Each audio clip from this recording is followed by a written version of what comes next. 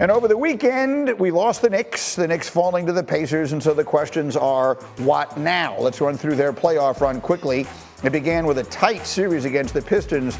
The Knicks winning in 6 very tough games. Only 8 points would separate the two teams in those 6 games in round 1. Next up for New York came the defending champion Celtics in a series that will always be remembered for the back-to-back 20-point comebacks the Knicks had in games 1 and 2. They also came from 14 down to win game 4, the game in which Jason Tatum got hurt. And then in the conference finals for the Knicks, they just ran into the opponent they could not beat, blowing a 17-point fourth-quarter lead in game 1 and losing in 6 to Indiana. After Saturday night's elimination, Jalen Brunson was asked if Tom Thibodeau is the right man for the coaching job moving forward. Listen to this. Do you kind of feel that going forward he's the same guy to lift you guys the rest of the way, that next level? Is that a real question right now? I mean, every time I turn on You just asked me if I believe that if he's the right guy. Yes. Thanks, guys. Come on. He wasn't having it, and I'll tell you what we are having, and I forgot to say hello to Jay Will, who was with us this morning early as well. I was so thrown completely by Bartholomew's the breakfast that I couldn't even keep everything focused. Let's start with that because, look, it is a bubbling sentiment, all right? You, Alan, you have your finger on the pulse, which means you take phone calls from fans every single day on your radio show on ESPN Radio in New York in the afternoon. Is the sentiment of the Knicks fans that Tom Thibodeau is to blame for this team not making a run all the way to the finals? It feels like it's the first place a lot of fans go. I don't want to say all, because I think but there is a loud, I don't know if it's minority or not, but it might be 50-50. But that's the first place they go. They go to Tom Thibodeau, they go to coaching decisions, they go to moments in the playoffs, especially this year. They point to that and they feel like he's the guy that gets them to this far, but he can't get them over the top. And I try to tell people that Jalen Brunson is the most important person in that organization. And he gives them a full endorsement. And as long as he does that, Tom Thibodeau's going nowhere. And you heard Jalen Brunson's comments and how he feels about it. So clearly, Tom Thibodeau's going nowhere, nor do I think he should. Yeah, let me just do very quickly, because I wrote this down. The last 25 years, the Knicks have sucked. Yeah.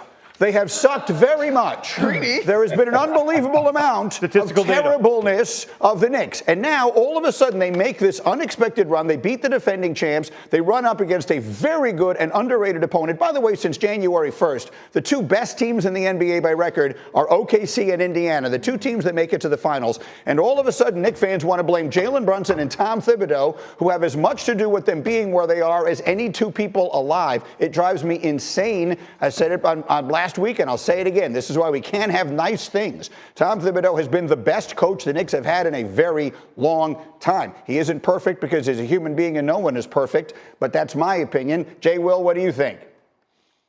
I feel like Knicks fans in politics, it's all heat, no nuances. And frankly, when I look at Tom Thibodeau, I think, look, there's some questions about Tom Thibodeau and his playing methodology, but back-to-back 50-win seasons, getting them to the Eastern Conference Finals, Jalen Brunson giving him his endorsement. Like, I think he's going to be the head coach next year. I just wonder what this ceiling is with this team. I don't think that's more of a Tom Thibodeau situation. I think that's more of a Leon Rose roster construction situation because of some of the hindrance of this team. If it's Anunoby's rebounding, if it's Josh Hart's shooting, if it's McBride's playmaking, if it's Mitchell Robinson's endurance, I think there's some more retooling around the roster construction more so than Tom Thibodeau. Completely agree, and we'll dive into that in just a second, but let's just put a final ribbon on this because you're around this team literally every day. Monica does the radio for them. Like, what sense do you have of the relationship, of the coaching, of all that sort of sense, the sense you get around Tom Thibodeau? So I've spent the day sort of thinking about how you button up the season, to your point, Greeny. I remember sitting at this table and our good friend Bobby Marks, who said this might be the best starting 5 in the Eastern Conference when it came together with Karl Anthony Towns, right? I have been around the city and had conversations with fans, and it was like, well, what do you think about Boston? If it goes 6, I'll be proud, as in 6 and an escape, right? Mm-hmm. And so you get past Boston, the starting 5 doesn't emerge as the signature defense, right? That was your signature last year, but it's a high-powered offense, the highest you've seen in, I want to say, at least 5 seasons for sure. And you run up on a Pacers team who I think is underrated.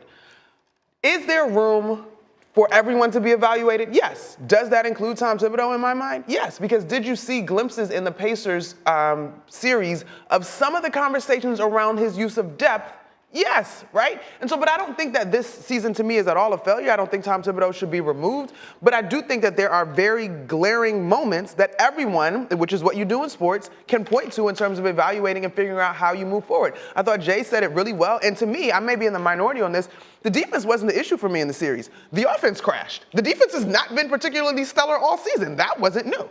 So let's turn our attention to the piece of this that does make sense. The roster, the players.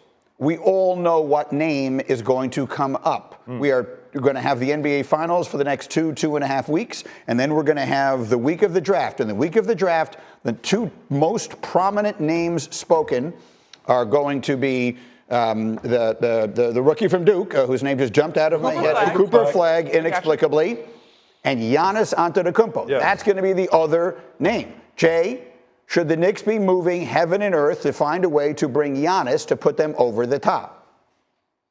I mean, if you can find it, look, I've said this before. I think what puts Jalen Brunson in the best position long term is to be 1A when you need him to be 1A the most at the end of games. Alan Hahn has referred to him as the Mariano Rivera. Right? Mariano Rivera didn't pitch for 7 innings. So all I'm going to say is throughout the longevity for Brunson's career, due to the fact that he absorbed so much physicality, I don't need him to carry the load every single night during the course of an 82 regular game season schedule and into the playoffs. I need him to remain fresh, and that's going to help the longevity of his career. A guy like Giannis can carry that load, and actually I think their games are comparable together. They work together. Now, look, you're going to have to give up a lot of pieces and assets in order to get that, but I think in the best long-term interest of Jalen Brunson, if you want to keep him around, Giannis is the player that I think matches that and helps sustain a longer career for Brunson. Alan, do you think this is a conversation that is going to be hot around these parts? Oh, it'll be scorching hot. This is my big fat Greek summer in New York when it comes to Giannis Antetokounmpo. I mean, that's what it's just going to be. Whether or not the Knicks have the pieces to do it is, of course, the debate that we're going to have now on and on. And if you listen to Bobby Marks, who's very smart, he'll tell you they really don't. But it doesn't mean that if Giannis is watching the Knicks in this playoff run, and he watched them in that series against the Pacers, and he wants a market like New York, he wants a big market, and he wants a shot at another ring where it'll resonate big time. He's got to be saying to himself, I can help that team. And if that's the case and he believes it enough, he is the guy that's got to drive the bus when it comes to coming to New York. It is not something the Knicks can do where they're going to outbid other teams. If he leaves it open to where I'll play anywhere, the Knicks probably don't have a shot. But if he's got a say in this, then they might have a shot. And if you're the Knicks, you have to listen, you have to think about it. But continuity is an important thing there, Monica. They haven't had much of it. They tore up the roster last summer. Can you keep doing it over and over again? And I'm glad you brought up the continuity piece, Han, because to me, this is why this year is a success for the Knicks. Because how often do we see you team up superstars, if you will, all NBA guys, if you will, and you did that with Karl-Anthony Towns